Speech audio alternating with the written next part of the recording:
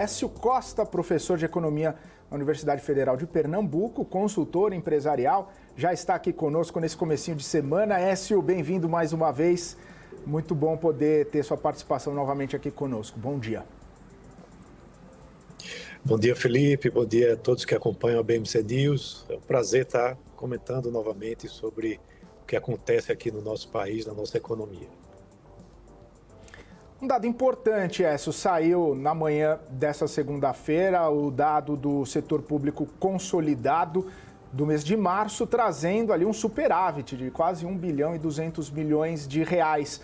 Um dado que acabou surpreendendo, principalmente quando a gente coloca na comparação com o mesmo mês do ano passado, onde a gente teve um déficit de mais de 14 bilhões de reais. Queria entender um pouco da sua visão sobre esse dado, principalmente quando a gente tenta compreender a importância desses dados e a importância também da gente ter registrado esse superávit. O que isso mostra para a gente quando a gente fala desses números aí do setor público? Então, o dado realmente surpreende em relação ao que se esperava, traz um superávit, apesar de que é um superávit tímido, e quando comparado realmente com março do ano passado, quando houve um déficit bem maior, né, de 14 bilhões, você tem uma mudança importante. Porém, se a gente olha março de 2022, março de 2021, esses 2 meses apresentaram superávites em 2022 acima de 4 bilhões e em março de 2021 acima de 5 bilhões. Então, para quem está querendo ter um déficit zero no ano de 2024, é algo que ainda deixa muita dificuldade. Porque o que acontece? No primeiro trimestre do ano, nos primeiros meses do ano, geralmente você tem um represamento de despesas e essas despesas acontecem mais no segundo semestre, inclusive. Tá? Então, geralmente, no primeiro trimestre, nos primeiros meses do ano, você realmente tem uma situação de um aumento de arrecadação e isso vai mudando para um aumento de despesa ao longo do ano. É uma dificuldade que se apresenta aí para o governo. Quando a gente olha o acumulado, né, de 12 meses, o déficit está em 252 bilhões de reais. E isso, mesmo com esse resultado de superávit, a dívida bruta do governo em relação ao PIB aumentou 0,2 ponto percentual, né, indo para 75,7% do PIB. Ou seja, essa dívida ela continua em expansão em relação ao PIB. A previsão, né, de organismos internacionais é de que você tenha uma dívida em relação ao PIB que chega muito próximo aos 80%, talvez ainda esse ano. E isso traz preocupações, inclusive com os juros, né, os juros de curto prazo e os juros, principalmente de longo prazo. Eles terminam ficando mais caros. Tanto é que você vê aí títulos do governo pagando IPCA 6 e alguma coisa, podendo até chegar próximo de IPCA 7, dependendo dos próximos meses, né, se você tiver um déficit muito alto. Écio, então, basicamente o que a gente pode tirar de conclusão é que é até um dado positivo, foi um dado positivo, mas com alerta, né? Principalmente quando a gente pensa na sustentabilidade e na manutenção de algumas arrecadações e quando a gente olha para frente, quando tem mais possibilidades de gastos. Os gastos eles acabam ficando um pouco mais exacerbados no segundo semestre. A questão da trajetória da dívida, por mais que tenha sido um resultado positivo, piorou, né? Ficou a dívida bruta e a dívida nominal também acabou ficando um pouco mais elevada. Então, mesmo com dado positivo, gera preocupação, porque o governo não está conseguindo ou está tendo dificuldade de cumprir com a sua agenda do equilíbrio fiscal? Sim, essa dificuldade ela existe. O governo vem tentando, através de aumento de arrecadação, chegar à meta do déficit zero, porém não olha para o lado das despesas. E isso se torna cada vez mais latente, né, que você precisa tratar dos dois lados, né, porque somente aumento de arrecadação chega em um certo momento que isso começa a ser contraproducente, você começa a ter, na realidade, uma desaceleração da economia com uma carga tributária muito elevada. O próprio consumo, ele diminui, né, por conta de uma carga tributária muito alta. Então, há um limite para isso. E o lado da despesa, ele tem sido deixado de lado e não tem sido trabalhado como uma boa reforma administrativa, né, para redução de despesas. Então, a gente vê que essas dificuldades elas vão se manter. A economia precisa crescer muito para poder arrecadar bastante. Não há mais aquele impulsionamento que vem com uma inflação mais alta.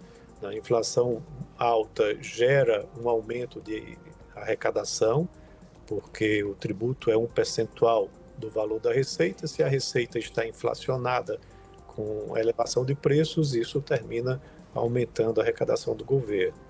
E isso é algo que traz, como eu disse, preocupações aí para os próximos meses.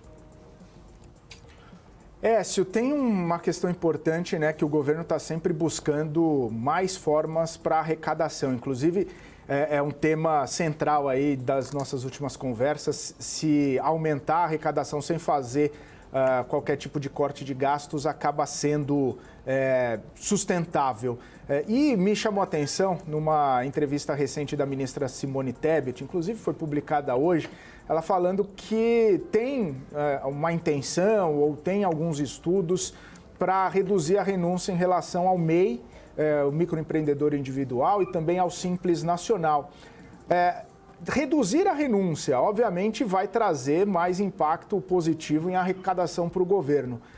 Mas existe uma contraparte que essas formas, né, de empresários acaba sustentando também parte da economia com até geração de emprego e tudo mais.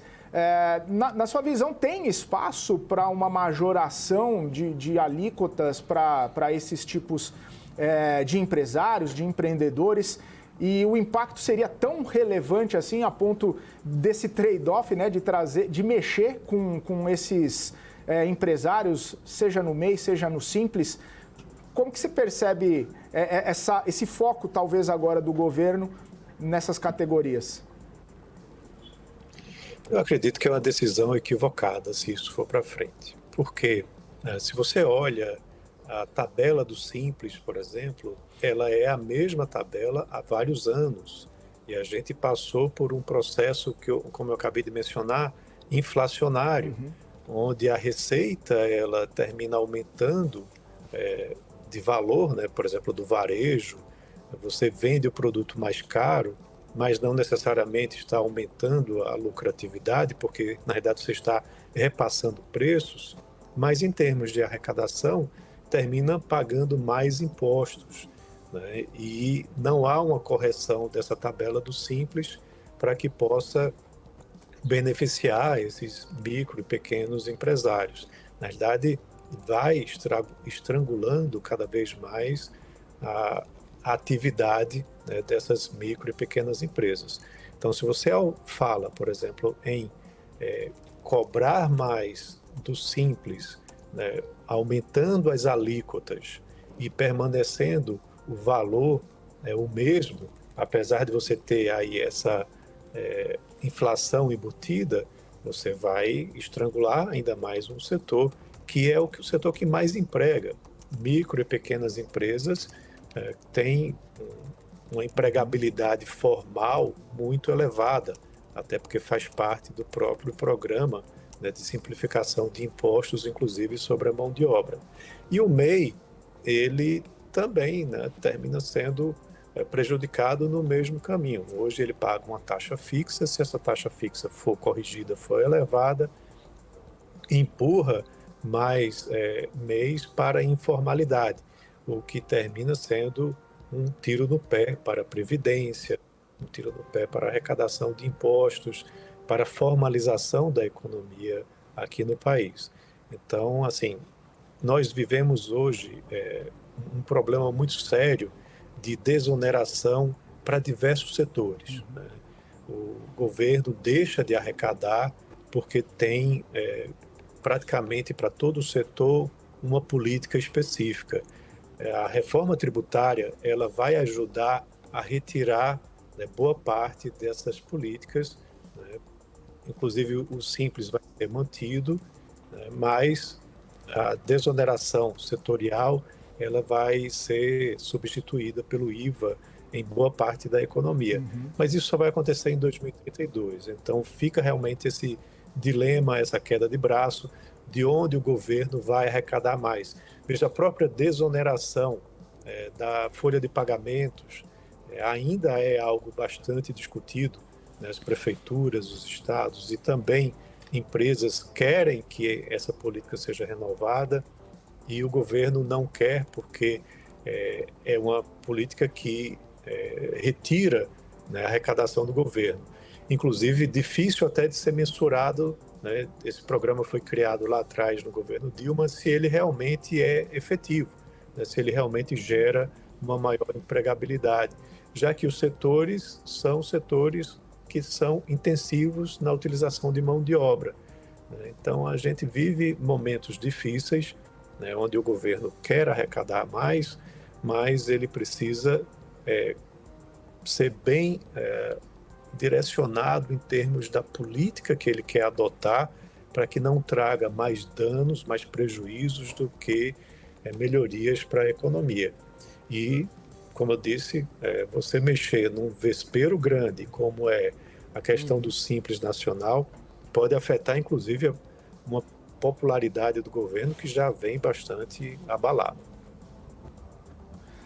Se falando em vespeiro, popularidade e decisões difíceis de serem tomadas, o ministro Fernando Haddad sinalizou ali que se não houver nenhum tipo de mudança, se não tiver nenhum tipo de alteração na trajetória em relação à Previdência Social, a gente pode encaminhar para em breve ter que fazer uma nova reforma da Previdência.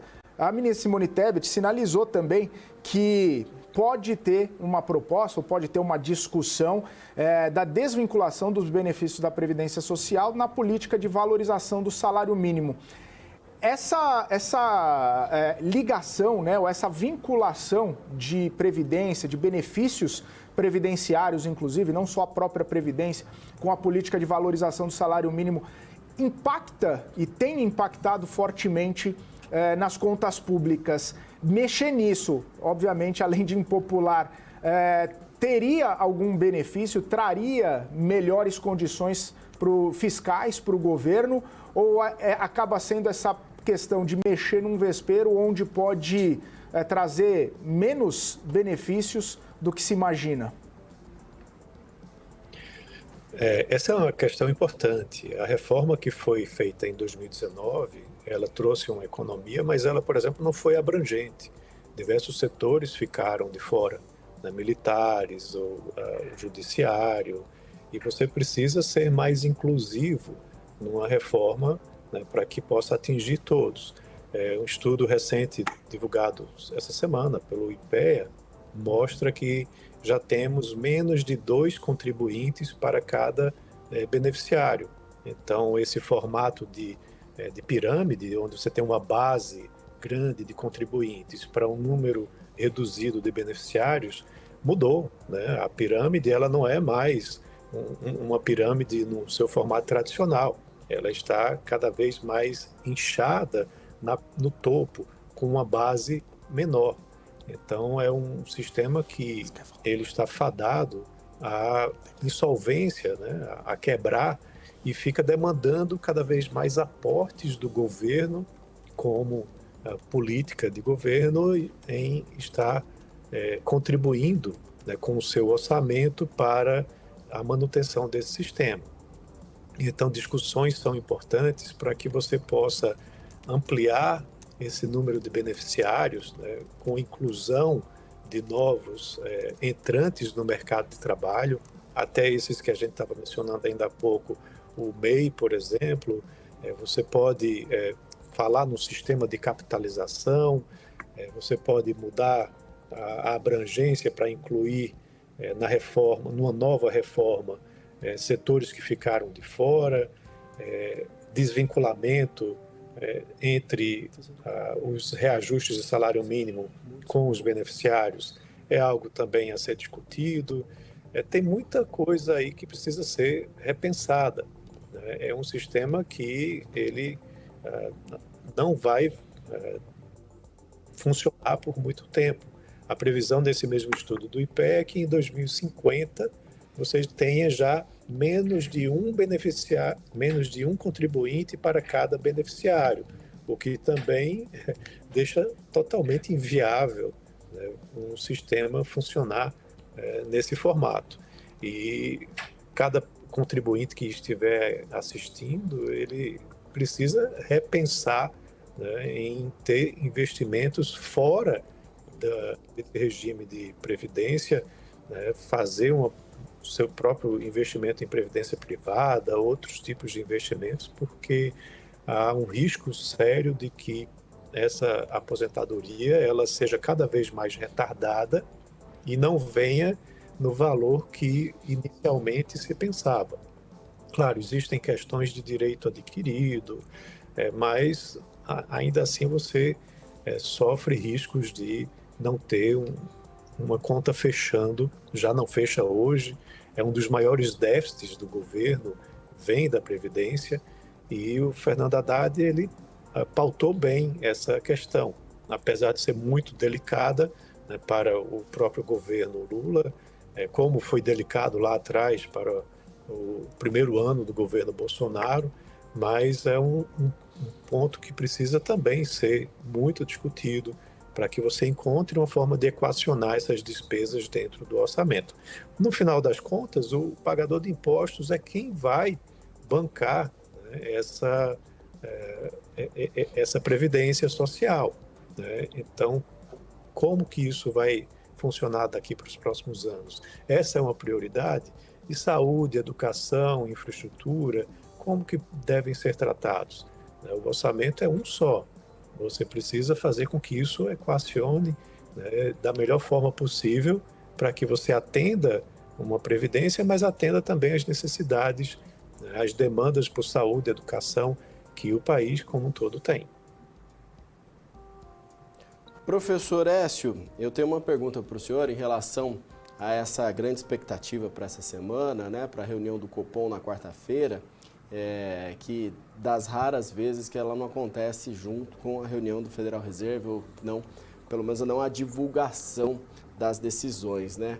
Então a gente está vendo aí 6 reduções seguidas na taxa Selic, uma previsão do mercado ainda de redução, mas até de uma redução menor nesta reunião de quarta-feira.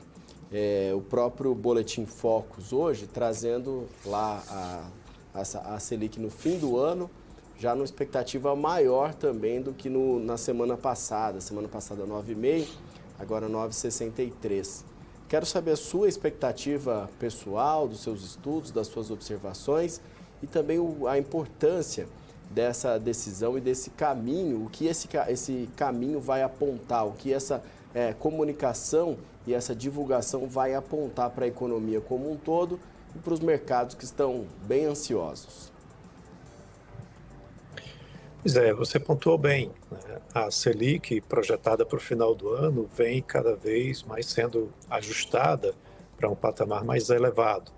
E isso também há falas do próprio presidente do Banco Central, Roberto Campos Neto, de que você não necessariamente vai ter reduções de 0,5 ponto percentual, ou seja, o forward guidance ele foi abandonado. No último comunicado disse que a redução de igual patamar iria acontecer apenas na reunião seguinte, que é a reunião dessa semana. Então, acredito que, na minha visão, a probabilidade é de ter uma queda mais de 0,5 ponto percentual, a não ser que nos próximos dias você tenha alguma surpresa. A inflação ela tem apresentado números que não foram ruins, né? Ou seja, dentro mais ou menos do esperado. A economia brasileira não está crescendo tanto quanto alguns números vêm apontando. A semana passada você teve um número importante, né, da economia americana, da taxa de desemprego um pouco mais elevada, apesar da decisão de manutenção de juros por lá. Então eu acredito que a redução essa seja ainda de 0,5 ponto percentual, mas as próximas a gente talvez já não tenha uma redução de igual patamar. Você tem um represamento aí de preços de combustíveis que ainda acontece, né, e isso tem segurado também a inflação, já que a gasolina tem um peso muito relevante, e a gente tem que ver como que se dá a questão fiscal, né? Esse dado de hoje foi um dado também positivo, traz uma indicação, pelo menos comparado com 2023, de uma maior responsabilidade fiscal. Quando a gente olha no detalhamento do número, o superávit fiscal do governo central ele foi maior do que o déficit. Na realidade, o déficit dos governos regionais foi quem puxou para que esse superávit não fosse um pouquinho maior. Então, isso também ajuda um pouco na decisão do Comitê de Política Monetária, a meu ver, né? Já que o Copom ele vem sempre mencionando a preocupação fiscal. Então, essa é a minha aposta, né, para essa decisão de quarta-feira. Eu acredito que essa ainda vai ser uma decisão de queda de 0,5 ponto percentual, mas as seguintes já não devem ir mais nesse mesmo patamar. Teremos na sexta-feira a divulgação do IPCA, né, do mês de abril. Infelizmente vai sair depois da decisão do Copom, mas de certa forma você já tem um indicativo bom com o IPCA 15, né, que foi divulgado recentemente, mostrando que a inflação ela está até um pouco abaixo do que se esperava. Então, são vários pontos aí, né, que podem influenciar nessa decisão, e eu acredito que para essa quarta-feira ainda há uma decisão de uma maior redução, e sendo a última de 0,5 ponto percentual. Perfeito, professor. E aí tem outros aspectos divulgados também no Boletim Focus, inclusive sobre uma redução na expectativa para a inflação. É uma redução bem pequenininha, né? De 3,73 para 3,72 ponto percentual. Mas na sua visão, tem essa tendência mesmo de uma queda em relação à inflação prevista para esse ano? E pelo que o senhor viu dos estudos, dos números, a que fatores se daria essa redução na inflação, nessa previsão, nessa expectativa divulgada nessa semana? Eu acredito que tem muito a ver com o comportamento interno, mas também externo da economia. Você tem uma redução da atividade econômica, que aí faz com que os preços eles se mantenham mais equilibrados. E no setor externo, você tem a questão da China também desacelerando, o que tem impactado no preço das commodities internacionais, né, reduzindo os seus preços. Então, isso ajuda o cenário doméstico, né, por você ter uma desaceleração externa.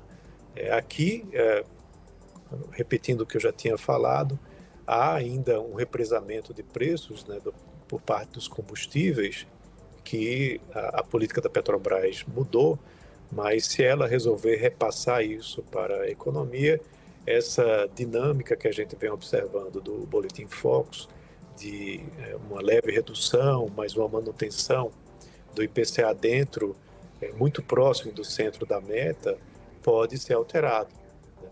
E você pode ter uma elevação futura, né, da previsão de IPCA para o final desse ano.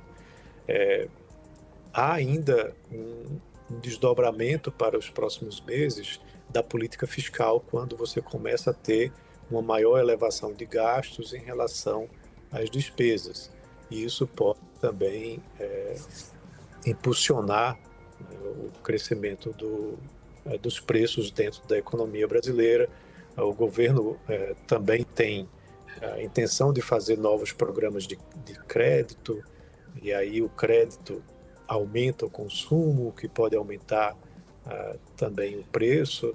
Os investimentos fecharam 2023, investimentos produtivos, né, com uma queda muito forte, e a gente vai ter semana que vem a divulgação do PIB do primeiro trimestre. Se não houver investimento da economia, você tende a ter uma pressão inflacionária. Outro ponto importante também é que o mercado de trabalho ele vem apresentando saldos líquidos de contratação formal e também a taxa de desemprego medida pelo IBGE num patamar baixo. Então, isso pode ter também um componente inflacionário aí mais à frente. Écio Costa, última pergunta da minha parte. Você citou aí, e a gente vem falando desde o comecinho de questões fiscais, você citou agora a situação fiscal, e me chamou a atenção o Armínio Fraga falando que, do ponto de vista fiscal, a Moody's deveria piorar o outlook do Brasil e não melhorar, como aconteceu na semana passada, passando de estável, de neutro para bom, né? Melhorando para positivo essa visão aí em relação à nota de crédito do Brasil. Queria ouvir um pouco da sua opinião sobre essa melhora de perspectiva. Existe até alguns comentários que talvez a FIT faça também alguma melhora ou alguma mudança na perspectiva. A FIT que fez essa melhora no ano passado. Que te pareceu, né? Qual a sua avaliação a respeito dessa mudança de outlook por parte da Moody's? O Brasil merecia nesse momento ou acabou ficando um pouco anacrônico esse movimento da Moody's? Surpreendeu, né? Agora, quando a gente olha os comentários, né, que vieram junto com a mudança de perspectiva, se pauta muito no crescimento da economia, o crescimento inesperado da economia, né? Você tem aí alguns anos onde se inicia o ano com a perspectiva de um crescimento mais baixo e a economia brasileira surpreende, né, com um crescimento mais alto. Foi assim em 2021, 22, 23. Esse ano também já algumas revisões para cima, e isso levou a Moody's a mudar a sua perspectiva. Porém, vale lembrar que ainda estamos 2 degraus abaixo do grau de investimento. Seria muito importante o Brasil reobter esse grau de investimento, mas para isso teríamos que apresentar efetivamente um superávit primário, coisa que a gente não teve em 2023, e 2024 também não deveremos ter, porque vale lembrar que mesmo tendo déficit zero, segundo o arcabouço fiscal, há uma permissão de um déficit, né? Como se fosse a meta de inflação, né? Você tem uma banda superior e inferior, e aí, mesmo tendo déficit, seria considerado déficit zero, e a previsão é que você só comece a ter superávit primário em 2026, o último ano do governo Lula. Só que é um ano de eleição presidencial, onde eu duvido, né, que você realmente vai ter um superávit primário, né, já que os governos, em geral, querem se reeleger e é o ano em que eles gastam bastante para poder se reeleger. Então, assim, uma mudança de perspectiva é algo positivo, só que a gente tem que olhar nessas entrelinhas, né, o que é que levou a essa melhora no rating. E aí, se você olha estritamente o resultado fiscal, eu concordo com o Armínio Fraga, dizer, olha, realmente esse resultado, eu comentei, você teve um déficit acumulado de 12 meses de 250 bilhões de reais. Isso é muito alto, né? Precisa ser corrigido. Perfeito. Écio, agradeço muito sua participação. Obrigado mais uma vez por nos atender e estar aqui conosco. Ótima semana para você. Até uma próxima. Eu que agradeço o convite e estou à disposição aí para novas participações. Um abraço.